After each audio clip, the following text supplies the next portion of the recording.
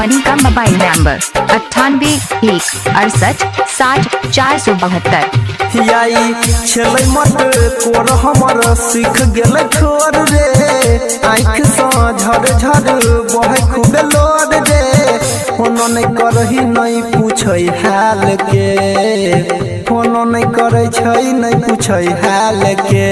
कल हो जइतै बियाह हमारा माल के, कल हो जइतै बियाह हमारा माल के। छलै मत कोर हमर सीख गेल छोर रे, आँख से झड़ झड़ बहे खूबे लोर रे। फोनो नहीं करही नहीं पूछै हाल के, फोनो नहीं करे छै नहीं पूछै हाल के। कल हो जइतै बियाह हमारा माल के, कल हो जइतै बियाह हमारा माल के, हमारा माल के, हमारा माल के। विद्या म्यूजिक की प्रस्तुति।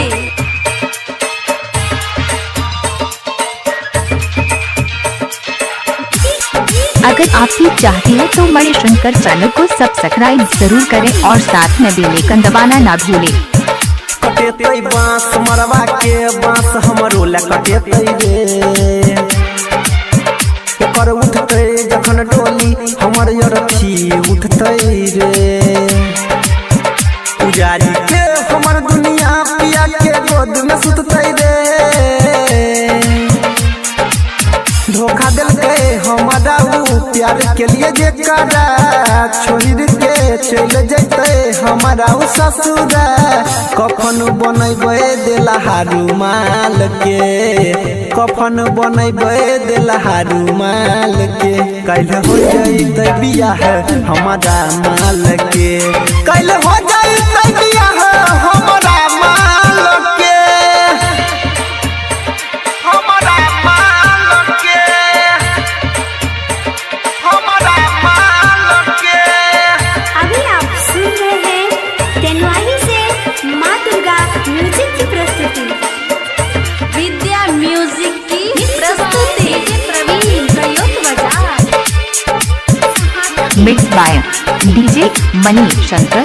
सुनै देवेंद्र पदवीन हमकरा भूल न पैबै रे।